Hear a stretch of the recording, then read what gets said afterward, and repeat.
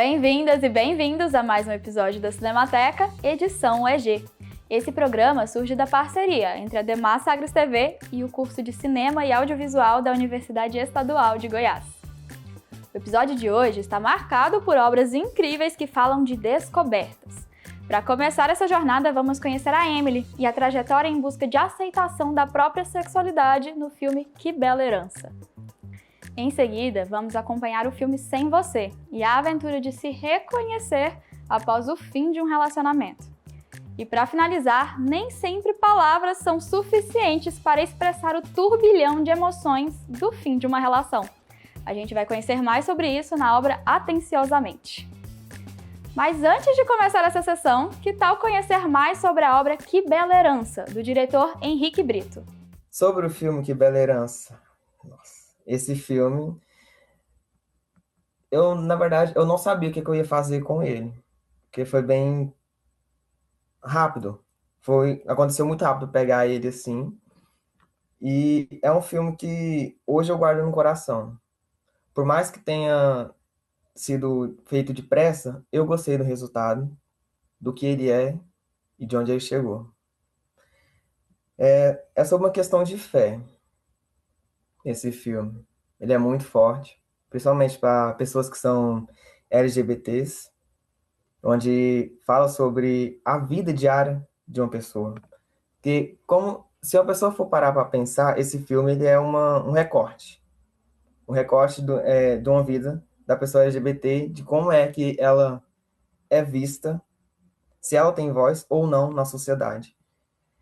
E tanto que se a gente for assistir esse filme, dá para saber, conseguir enxergar na perspectiva de que esse filme, se tem a câmera, é uma outra pessoa ali também assistindo, conversando, dialogando com a Emily. A Emily é a personagem principal do filme. Como foi muito depressa, a Emily já é uma conhecida nossa, já tinha feito outros filmes antes. Só que, como a matéria era de documentário, a gente ficou com a questão, o que fazer? A gente realmente estava em dúvida sobre isso. E então, aí a minha amiga, a Aline, que é a roteirista desse filme, falou, não, tem a Emily aqui, né? Vamos fazer um filme, então, sobre LGBT. Falei assim, tá bom, complexo, vamos lá fazer. Aí, quando eu li o roteiro foi complexo, porque envolvia sobre fé e tudo mais, e como eu já não queria aqui partir para, como eu posso dizer, uma forma de agredir uma fé. Eu não queria isso. Eu queria somente entender a voz daquela personagem, daquela pessoa, de como é que era na vida dela. E a Emily, a gente já se conhecia um tempo e deu super certo fazer com ela, por mais forte que seja as falas e além dos choros também que tivemos, deu tudo certo. Eu gosto desse período porque ele foi feito na periferia, também uma forma de visibilidade para o local, que foi na região, acho que noroeste de Goiânia. E como foi muito rápido de fazer, a gente fez ele, acho que em um mês, alguma coisa assim. Um mês assim da produção, da gravação. Porque o roteiro ele já veio rápido. Eu, na parte da direção, também já fiquei trabalhando ali noite, dia e noite, para poder entregar logo os documentos que precisavam para a equipe fazer todo o resto do trabalho. E deu certo isso. A nossa equipe ela já foi uma equipe que a gente já trabalhou muito em outros filmes também. E com isso, pegando tudo isso junto, a gente conseguiu fazer esse filme funcionar em pouco tempo. Se eu fosse resumir tudo isso em uma palavra, eu diria humanidade. Porque aqui, assim como a Emily também deseja por isso no filme, além de também, como todo LGBT deseja isso, é ser visto como uma pessoa, ser visto como humano. Porque é isso que a gente é. A gente não é caixinhas que definem, tipo assim, você é isso, você é aquilo, você é branco, você é preto, você é gay, você é hétero. Gente, não, a gente é humano primeiro, antes de tudo. A gente precisa estar aqui ver aqui o respeito entre as pessoas. Porque a partir do momento que a gente deixa de ver isso, cabem falácias para coisas horrendas. E não pega legal isso. A gente está aqui para poder aprender um com o outro, porque cada um aqui tem sua própria interpretação de mundo. E os conflitos aqui surgem a partir do momento em que essas interpretações se colidem. Ou seja, é eu entender que a outra pessoa tem a vida dela, ela merece viver dignamente como ser humano. E a gente aprendendo junto.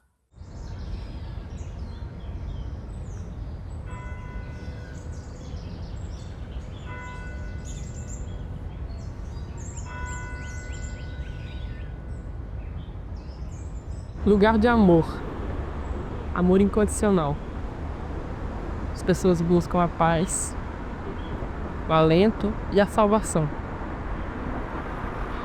Mas para mim a igreja é diferente. As experiências que eu vivi em 18 anos que eu estive nela não foi muito baseada no amor. Sentia mais angústia do que era para sentir normalmente. Quando se fala de igreja, a gente pensa logo em céu, inferno, porta larga, porta estreita e toda aquela coisa que quando você passa na frente de uma, você pensa na irmandade, na união, nos irmãos, no culto. Mas quando você é diferente das outras pessoas que estão lá dentro, esse amor não cabe a você. Esse amor, ele não é tão incondicional assim. Eu me escondi, eu me engoli por muito tempo.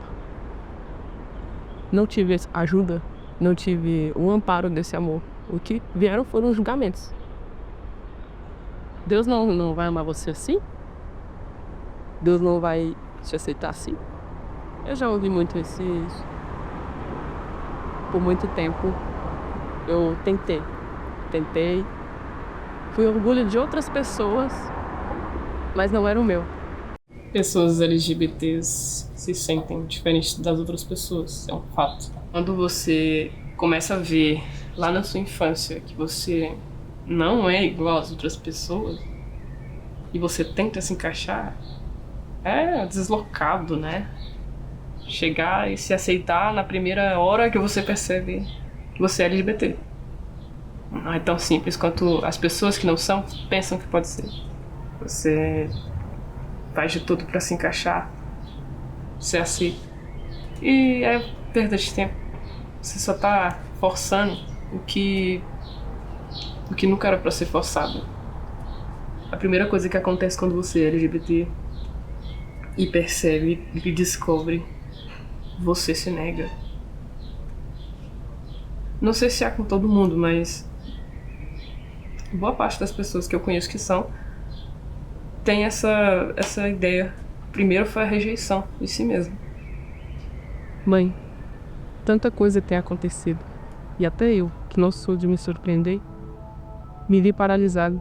Queria tanto contar o que sinto. O peso no peito, os estragos dentro de mim. Você sempre me pede para me abrir, mas o que carrego é feroz. E tenho medo de que ao te contar, você nunca mais me olhe da mesma forma.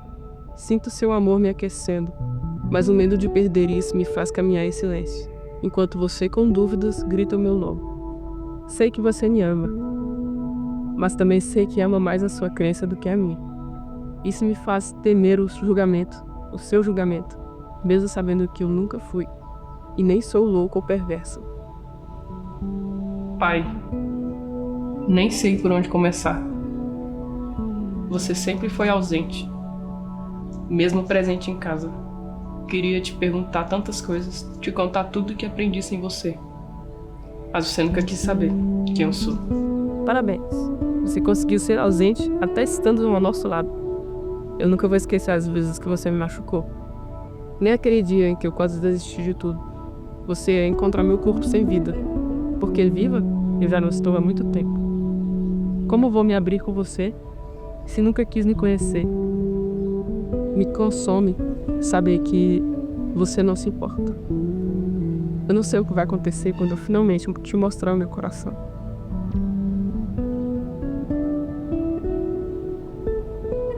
Tem muitos anos que eu escrevi isso. Mas até hoje, ao ler, é como se eu estivesse vivendo cada palavra.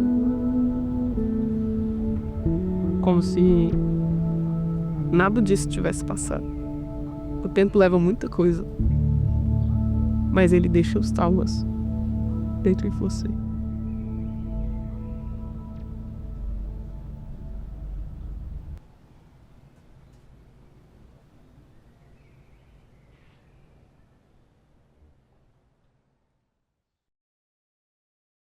Eu lembro que eu não podia fazer nada. Teve uma vez que meu pai descobriu que eu jogava bola na escola. Eu era goleira da classe, do interclasse feminino. E assim que ele descobriu, indiretamente, por uma foto na rede social, ele ficou muito decepcionado, como se eu tivesse cometido um grande erro. Como se fosse um grande pecado. E assim eu fui me reprimindo, fui me retraindo. Não fazia nada, não saía, a não ser pra igreja, pra escola. Não usava nenhuma joia, não usava nenhuma pulseira. Se eu usasse algum anel, já era motivo de falar alguma coisa. E nisso eu fui enterrando a minha sexualidade. Guardei no mais profundo que eu podia. Tem uma questão que eu levo comigo, que é: eu olhe e nunca esqueça de que nada, ninguém pode alterar a essência de quem eu sou. Por essas eu acabei evitando, sabe? Acabo evitando conversar sobre determinados assuntos com as pessoas, com certas pessoas, com um grupo de pessoas que às vezes não entendem, ou entendem e fazem a vista grossa também. Mas eu ainda tenho muitas cicatrizes, ainda tenho muitas feridas abertas. Mas uma coisa que dói muito é a rejeição. Muita gente desfez laços comigo, muita gente parou de falar comigo, desfez amizades, se afastou. E não teve nenhuma comunicação depois disso, nenhuma justificativa, nenhum porquê. Mas apenas depois desse fato, depois de me assumir. E é difícil você se ver só, fica num barquinho à deriva no mar. Meu pai nunca falou sobre a minha sexualidade. Nós nunca tivemos essa conversa. Nem mesmo antes dele saber. Não tinha essa oportunidade de dialogar sobre. Ficou um tempo sem falar comigo, depois que eu me assumi, e não fui mais à igreja. Mas hoje é diferente, a nossa relação tá bem melhor.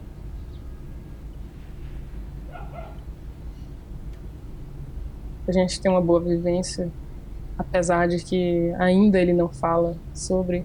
Eu não tenho coragem pra isso ainda. Ele sabe do meu relacionamento, mas nunca sequer perguntou como está, se a Sabrina tá bem. Eu acho que não vai perguntar também. Nem mesmo quando ele não vai perguntar.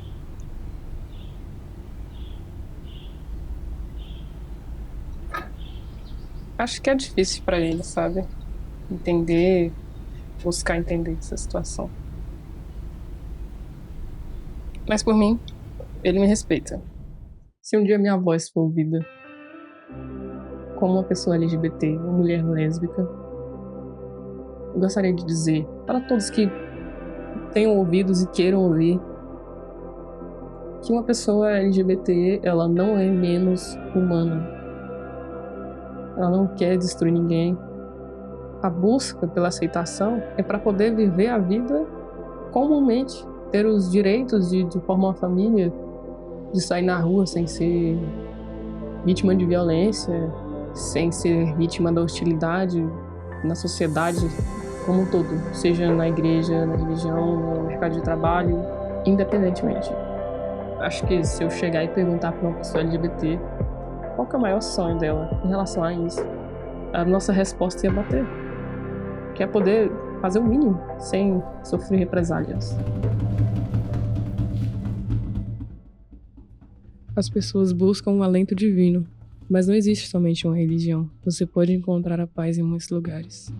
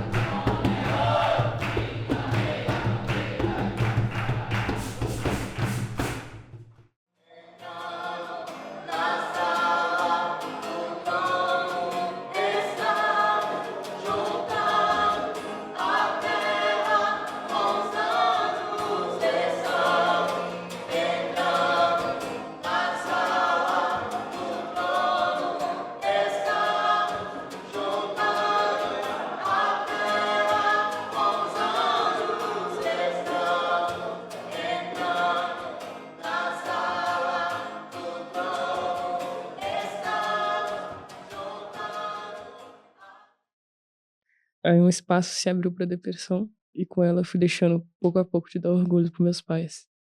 Porque já não tinha força para fazer o mínimo, que era cuidar de mim mesma, e por não atender essa expressão, essa expectativa, eu me mutilava com pensamentos. Eu comecei a ver onde estava o erro de tudo, o grande problema. Todo dia você se arruma um professor diferente. Porque a pessoa não chega perguntando pra você se você é. Mas quando vê que você é diferente, no seu jeito de falar, seu jeito de vestir, ou até mesmo de olhar no seu rosto, isso reflete o preconceito das pessoas. Me vejo naquela situação de estar sempre pisando em ovos, me provando, tentando sempre dizer que eu sou uma pessoa, eu sou a Emily, que eu não sou uma pessoa ruim pela minha sexualidade, eu não sou uma pessoa menos digna pela minha sexualidade. Minha família, quase toda, meus parentes, eles são religiosos, a maioria. Eles são religiosos e eu cresci assim. É difícil, sabe?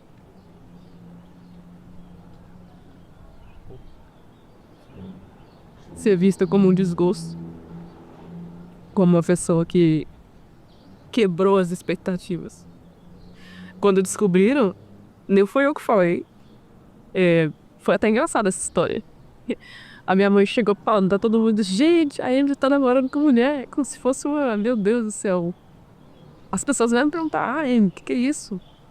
É verdade mesmo? Eu até achei estranho. Eu até achei estranho que eu não precisei falar muito sobre isso. Acho que as pessoas foram passando volta, né? Pode ser fio. Passando adiante da formação. E mesmo assim, ainda... Mesmo contento, eu nunca troquei umas palavras sobre isso. Com meu pai, por exemplo, né? Uma pessoa muito fechada. Nosso diálogo é sobre qualquer outra coisa menos isso. E quando eu fui conhecer minha namorada, ele me olhou de um jeito que eu pensei, meu Deus, eu nunca tinha sido olhado assim, eu nunca pensei que eu ia sentir tudo que eu senti nesse momento. Mesmo depois de tanto tempo assumido, né? Mesmo depois de tudo, eu senti coisas que eu senti lá no começo. Lá em 2020, 2019, quando eu era adolescente ainda, sem nenhuma experiência pra contar, sem nenhuma história pra contar. Breve no céu, os santos remindo receberão o reino e o poder.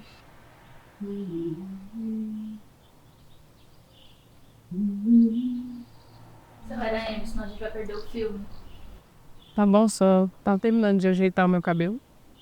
Rapidinho.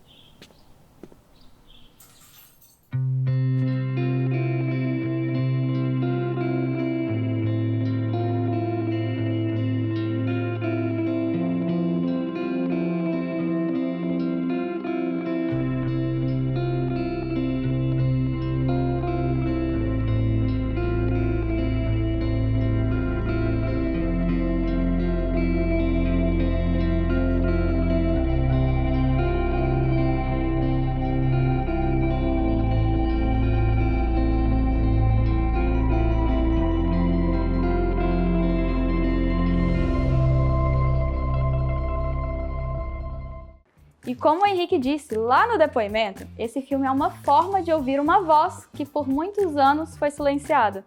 Que bonito ver essas narrativas sendo protagonistas por meio do audiovisual, principalmente com uma obra tão sensível e delicada ao tema. E depois de uma história tão emocionante, a gente vai para um rápido intervalo, mas não sai daí, porque a Cinemateca volta já.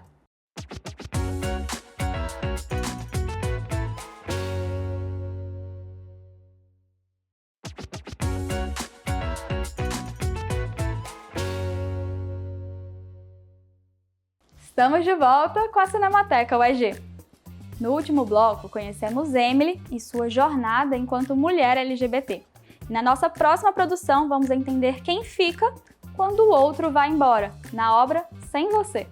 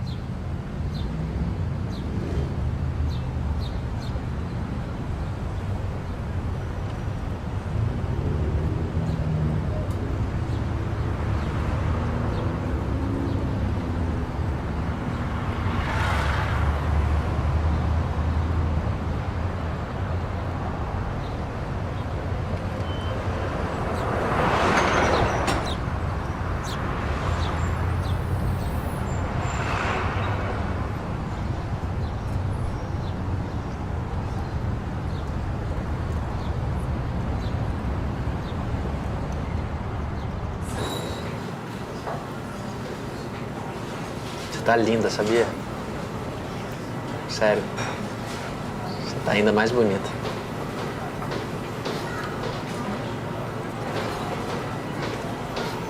E você? Me conta, como é que você tá? Eu? Tô ótimo. Aliás, eu tenho até uma novidade pra te contar. Eu agora sou editor do Caderno de Cultura. Até liguei pra te avisar e tal, mas aí você não atendeu. Bom, e se eu te contar que eu já sabia? É? É, Como? eu tenho lido todos os seus artigos. O que você tá achando? Tá bacana, bacana. Tá mandando Mesmo? bem. Sério? Claro. Ah, que legal. É bom saber disso. E sua mãe, como é que ela tá? Minha mãe tá ótima. Ela te adora, você sabia? Aliás, todo mundo lá em casa te adora. Todo mundo.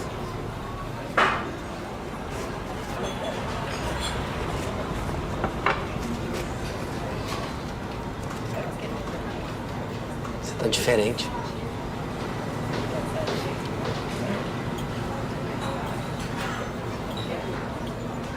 O que você fez? Você cortou o cabelo?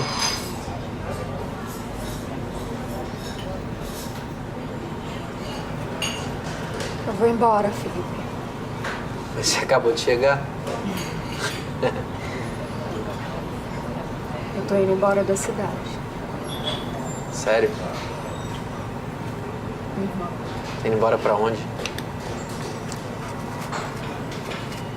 quê? Você tá indo embora?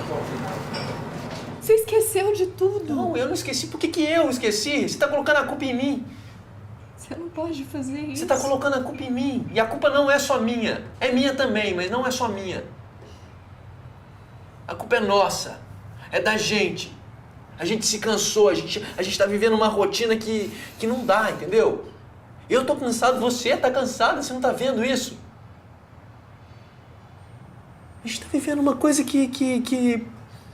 sabe, que tá desgastada. Tá chegando no fim. Não existe mais, sabe? Tá chegando no fim, mas não acabou, Felipe. Mas vai acabar. Vai acabar. Não adianta a gente tentar. A gente pode continuar Não tentando. pode, a gente não pode continuar tentando. Por que você acha que isso ia dar certo? Me responde. Sinceramente, por que você acha que isso ia dar certo? Me fala. A gente tá tentando há um tempão. A gente tá tentando, mas a gente sempre volta a brigar, a gente sempre volta para a mesma coisa. A gente tenta, a gente retoma, mas não. A gente volta pro mesmo lugar, sabe? Não muda, nada muda, nada. Não muda.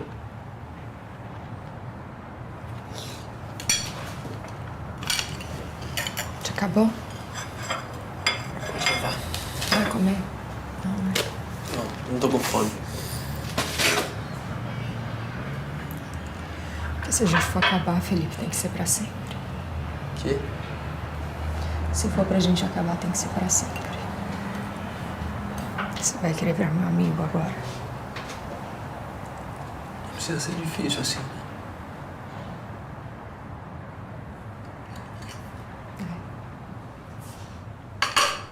Não precisa. Não precisava. Mas você desfaz no meu amor, você não sabe o que ele significa pra mim. Para. Não faz isso. Não faz isso. Tá? Não diminui meu amor. Então eu diminui você.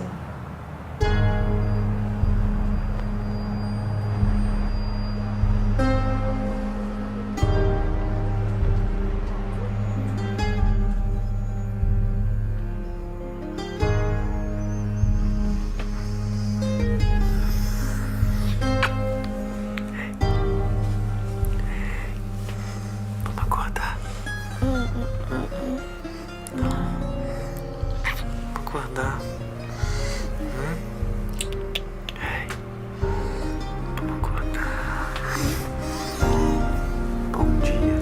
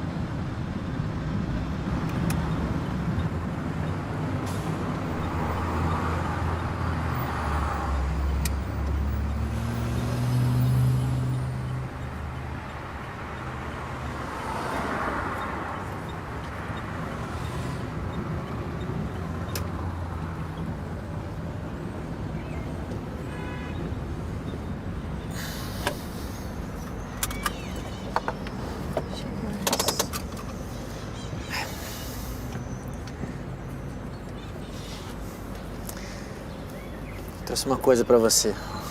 Ó. Achei. Sabia que você gostava disso.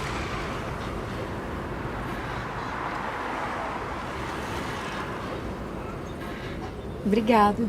Imagina. E aí? Você acha que eu subo? Pra gente poder conversar mais um pouco? O que você acha? Acho que não, Felipe.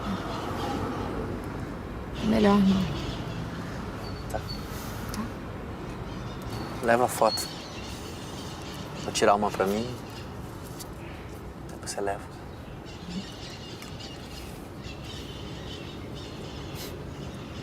Ficou bonito.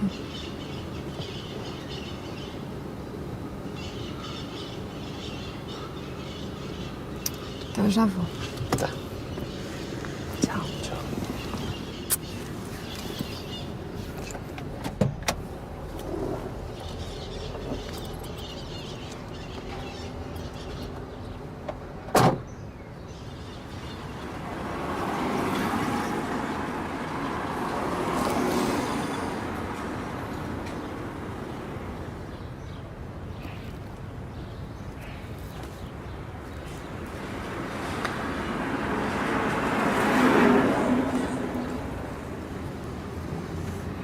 Mudou de ideia?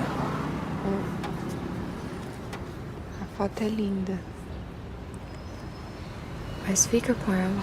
Por quê?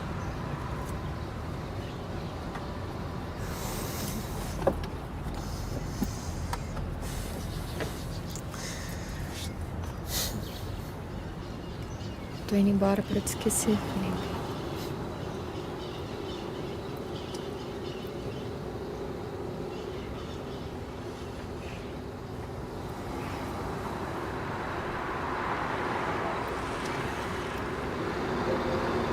Se cuida, tá?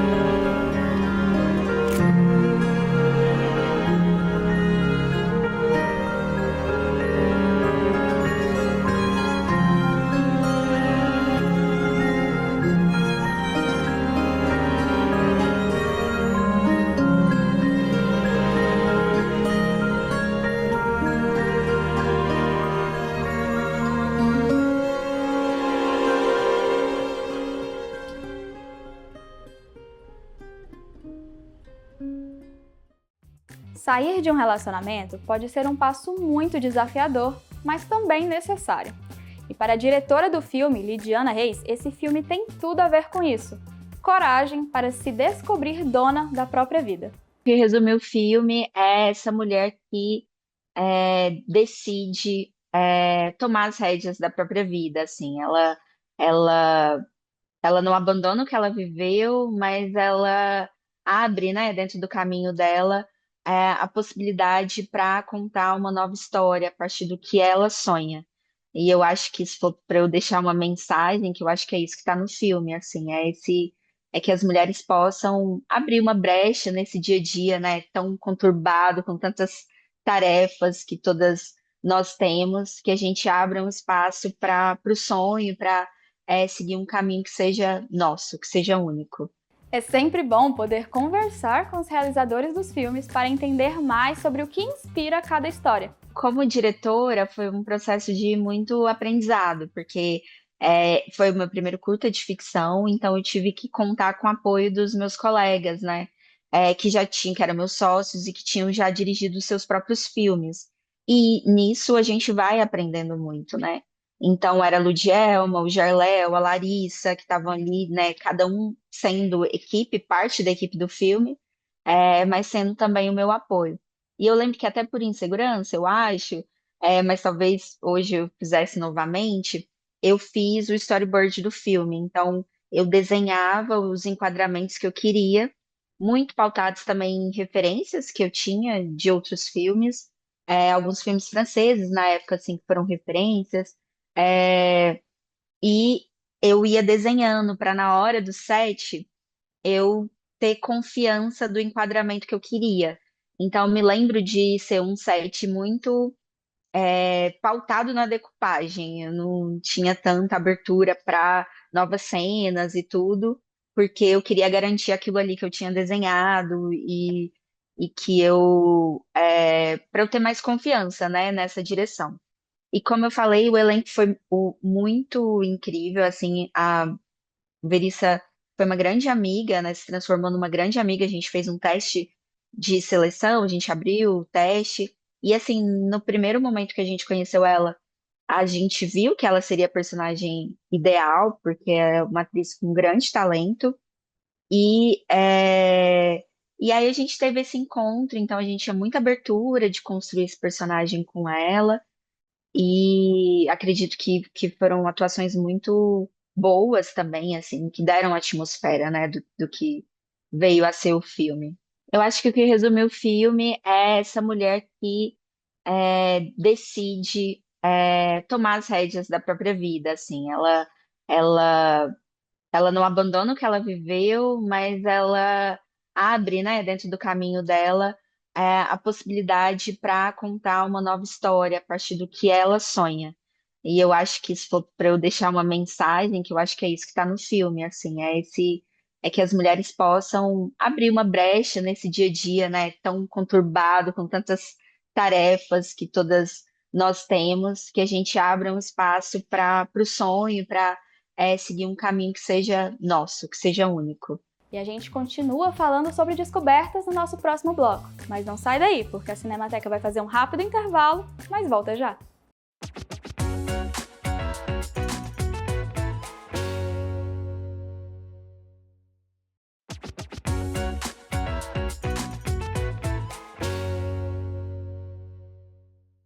Estamos de volta com a Cinemateca UEG. A sessão de hoje está recheada de histórias que retratam descobertas. E para fechar com chave de ouro, vamos acompanhar um filme que mostra que a emoção está muito além das palavras. Confira agora, atenciosamente.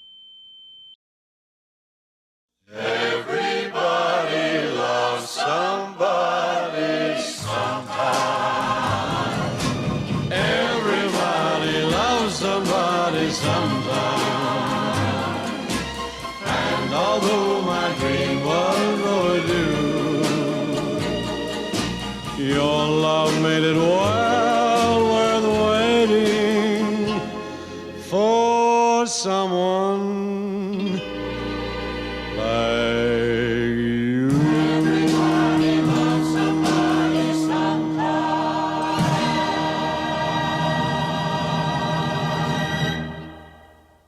É impressionante como podemos sentir a emoção dos personagens em cada segundo.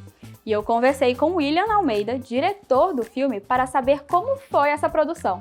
O Atenciosamente surgiu de uma disciplina do curso, ele foi uma das primeiras atividades que a gente fez, dirigiu uma cena sem diálogos, e foi um desafio, era uma ceninha curtinha, mas ainda assim era desafio fazer isso sem nenhum diálogo e contar uma história sem nenhuma fala, e o filme nasce daí, desse exercício, que foi muito legal de ter feito, foi a minha primeira vez dirigindo e foi uma experiência maravilhosa. A gente tinha algumas coisas obrigatórias da disciplina, tinha que ter 2 personagens em volta de uma mesa e não podia ter fala e tinha que ter só ação. Era basicamente o que a gente tinha que fazer.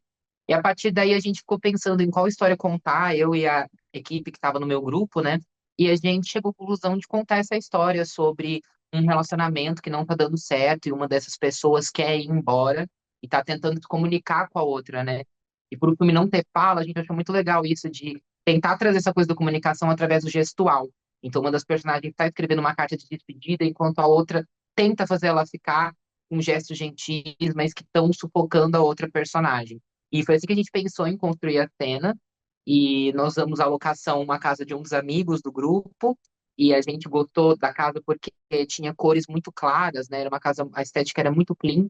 E isso colaborava para que o foco ficasse bastante nas personagens. E a gente focou bastante para que a direção de arte dos elementos, assim, que tá no filme, conversasse bastante. O prato de macarrão, a taça, trabalhar com tudo isso e trabalhar com os planos, detalhes desses elementos, planos mais próximos dessas personagens, para captar as microexpressões delas, que eram importantes para o filme, né? E depois de tantas histórias lindas e emocionantes que retratam tantos processos diferentes sobre descobertas, a Cinemateca fica por aqui, mas eu te espero no próximo episódio.